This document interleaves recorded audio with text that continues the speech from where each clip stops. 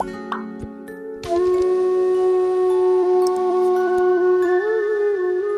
श्री गुरु सत्ताय नमः। सभी को प्रणाम। पिछले वीडियो में आपने सुना कि परम पूज्य गुरुदेव ने संदेश दिया था कि पानी का उपयोग संभल कर किया जाना चाहिए। हम दीनहीन नहीं दिखाई दें, लेकिन सादगी को अपनी जीवन शैली बनाएं। उन्होंने कहा था कि सादगी सबसे बढ़िया फैशन है। इस व्रत को यदि सावधानी से निभाया जाए तो कार्यकर्ताओं की बात जन समाज ध्यान से सुनेगा और आचरण में भी उतारेगा। आचार्य श्री फिजूल खर्ची और मुफ्तखोरी को बिल्कुल भी पसंद नहीं करते थे। आइए इसी क्रम को अब आगे बढ़ाते हैं। युग निर्माण विद्यालय व्यवस्थित ढंग से चलने लगा था। 30 से 40 विद्यार्थियों को प्रवेश मिलता। उनमें कुछ नटखट स्वभाव के भी होते। कुछ बच्चों की शरारत से खिन्न होकर एक दिन किसी कार्यकर्ता ने कहा कि लगता है माता पिता से संभलते नहीं हैं, इसलिए कुछ महीनों तक छुटकारा पाने के लिए बच्चों को यहाँ भेज देते हैं। आचार्य श्री तक यह टिप्पणी पहुंची तो उन्होंने कार्यकर्ता को बुलाया और डपटा कि बच्चे नहीं तो क्या बूढ़े शरारती और नटखट होंगे। भगवान भी बचपन से नटखटपन करते हुए ही अच्छे लगते हैं। हमने यह विद्यालय ऊर्जावान बच्चों को दिशा देने के लिए शुरू किया है। विद्यालय के पाठ्यक्रम को आचार्य श्री ने संजीवनी विद्या कहा था।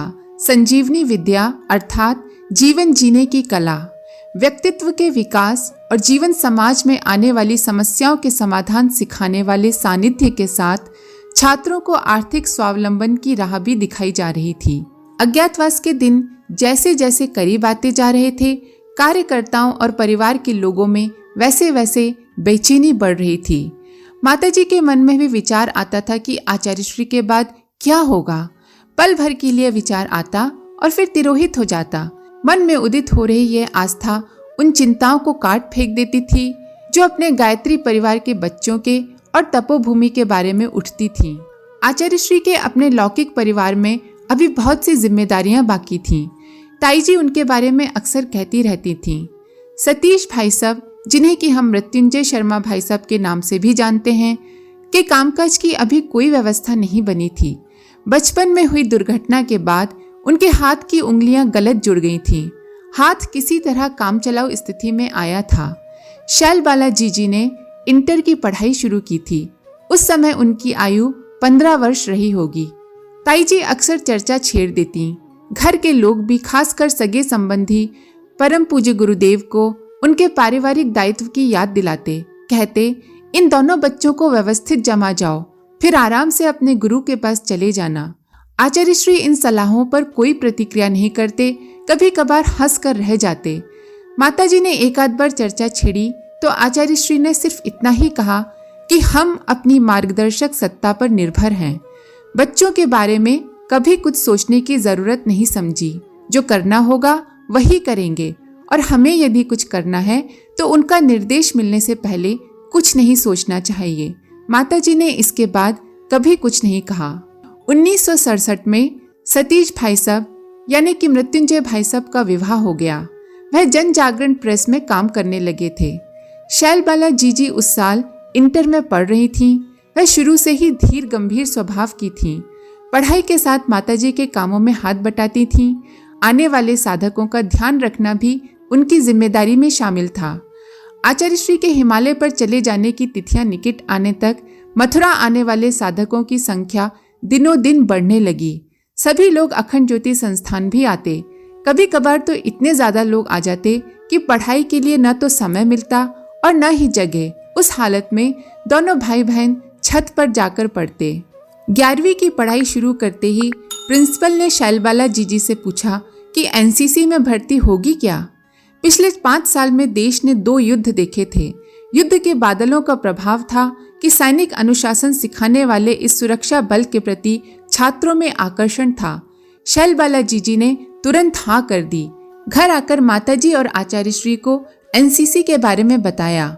आचार्य श्री ने कहा, अच्छा किया। देश प्रेम, देश के लिए मर मिटने का जज्बा बचपन से ही होना चाहिए। ऐसा हौसला रखना कि जरूरत पड़े तो सीमा पर जाकर लड़ सको, देश की सुरक्षा के लिए मर सको, ऐसी ट्रेनिंग करना। माता पिता से प्रोत्साहन पाकर शैलबाला जीजी ने तन्मयता से अभ्यास किया। उस अभ्यास के चलते एनसीसी में आगे बढ़ती गईं। इंटर की शिक्षा पूरी करने तक वायरलेस का उपयोग, निशाना साधना, घुड़सवारी से लेकर एनसीसी के कुछ कैंपों में सीनियर कैप्टन बनने का मौका मिला। ये सब तो बात की बातें हैं, पर जब वह माताजी व आचार्य श्री से एनसीसी में जाने की बात कर रही थीं, तो ताईजी के कान में भी ये बात गई।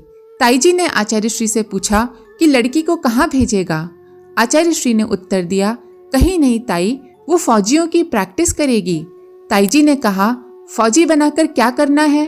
उसकी ब्याह शादी की फिक्र कर, 3-4 साल बाद तो चला जाएगा, उसका घर बसाने की कौन सोचेगा। कहते कहते ताईजी का कंठ रूंध आया। फिर उन्होंने बातचीत का रुख बदला। कहने लगी, क्यों रे, तूने तो मुझे वचन दिया था कि मुझे छोड़कर कहीं नहीं जाएगा। हिमालय जाने की बात क्या सुन रही हूँ? आचार्य श्री ने कहा, तुम्हें छोड़कर कहाँ जा रहा हूँ? तुम द्वारकाधीश के पास चली जाओगी तभी जाऊंगा, उसमें अभी समय है। ताईजी ने कहा, मेरा मन शैलो को डोली चढ़ते देखने का है, उसके बाद ही मेरी अर्थी जाए, उसका इंतजाम कर। आचार्य श्री ने कहा, ताई, ये तो वायदा नहीं हुआ था। हम लोगों में सिर्फ यही करार था कि तुम्हारे रहने तक मथुरा में ही ठिकाना रखूंगा, अपना ठोर नहीं बदलूंगा। सो उतना करार तो मैं निभाऊंगा। शैलो के बारे में तुम्हारी जो इच्छा है, सो इतना ही कह सकता हूँ कि तुम अपने होने वाले जमाई को देख लोगी। आचार्य श्री ने उन दिनों नए सिरे से पढ़ाई शुरू की थी। उन्होंने घोषणा की थी कि अखंड ज्योति के पन्नों पर तर्क, तथ्य, प्रमाण और वैज्ञानिक आधार पर धर्म अध्यात्म के सिद्धांत प्रतिपादित किए जाएंगे। उनके अनुसार यह तर्क का युग है। श्रद्धा विश्वास के आधार पर लोगों को कोई बात मानने के लिए तैयार नहीं किया जा सकता। उनके बुद्धि विवेक को जब तक कोई बात गले नहीं उतरती, तब तक वे संदेह और अविश्वास की दृष्टि से ही देखेंगे। नए सिरे के प्रतिपादन के लिए उन्होंने भौतिक शास्त्र, रसायन शास्त्र, शरीर विज्ञान, चिकित्सा शास्त्र, मनोविज्ञान, दर्शन और अर्थशास्त्र आदि विषयों में जानकारों का सहयोग मांगा। सन 1968 में चैत्र नवरात्रि के आसपास उन्होंने एक साधना शिविर में विद्वानों और मनीषियों से खुलकर सहयोग मांगा। उन्होंने कहा कि हिमालय जाने से पहले हम एक और पढ़ाई करेंगे। इस विद्या अध्ययन में विद्वानों, प्रोफेसरों और प्रतिभाशाली छात्रों का सहयोग मिलना चाहिए। अभी तक धर्म अध्यात्म को श्रद्धा, भावना और विश्वास का विषय समझा जाता है, लेकिन यह स्थिति बहुत दिनों तक नहीं रहेगी। धर्म को तर्क और तथ्य की कसौटी पर खरा सिद्ध किया जा सकेगा, तभी इसका अस्तित्व बचेगा, अन्यथा यह अंधविश्वासों का जाल जंजाल बनकर रह जाएगा। विज्ञान की समस्त शाखाओं का अध्ययन करने की आवश्यकता है। हमारी मार्गदर्शक सत्ता ने हमें इसके लिए निर्देश दिए हैं। अब वह स्थिति नहीं है कि कॉलेज में जाकर या लाइब्रेरियों की अलमारियां छानकर अध्ययन करें। इसलिए हम अपने परिजनों से ही अपेक्षा करते हैं कि वे अपने अध्ययन अनुभवों का लाभ हमें दें। इस काम में ग्रेजुएट स्तर के परिजनों की सहायता अभीष्ट है, जिनके पास 1-2 घंटा रोज का अवकाश है और उस समय को हमारी सहायता में लगाना चाहें तो वे अपना नाम नोट करा दें और अपनी शिक्षा का ब्यौरा भी जमा करवा दें, ताकि उस स्तर पर काम किया जा सके। वहां आए परिजनों में से कुछ जनों ने हाथ उठाए। आचार्य श्री ने कहा कि इतने कम लोगों से बात नहीं बनेगी, औरों का सहयोग भी चाहिए। फिलहाल 2 प्रकार के काम इन सहयोगियों से कराने होंगे। एक तो ये कि उनकी शिक्षा में जो काम हमारे मतलब का होगा उसे सारांश में लिख भेजें, और दूसरे, उन्हें कुछ ग्रंथ पढ़ने के लिए दिए जाएंगे, उसमें कुछ प्रसंग चुनने के लिए कहा जाएगा। ये एक रिपोर्ट होगी। इस आशय की अपील अखंड ज्योति में भी छपी थी। 1.5-2 महीने में लगभग 100 से ज्यादा अध्येताओं के नाम आ गए थे। 1968 में गायत्री जयंती के शिविर में इंदौर से प्रणव भाई साहब आए। वे प्रायः जून के शिविरों में ही आते थे। अन्य अवसरों पर आना जाना होता था, लेकिन ज्येष्ठ का शिविर निश्चित प्राय था। उस वर्ष प्रणव भाई साहब मेडिकल कॉलेज के दूसरे वर्ष में प्रवेश कर चुके थे। शिविर में आचार्य श्री ने उन्हें देखा तो सीधे पूछा, आगे क्या करने का मन है? बेहतर होगा विस्तृत सेवा का क्षेत्र चुनो। प्रणव भाई साहब ने कहा कि चिकित्सा क्षेत्र में जाने और शल्य चिकित्सक बनने का मन है। आचार्य श्री ने कहा कि शल्य चिकित्सा का क्षेत्र सीमित है।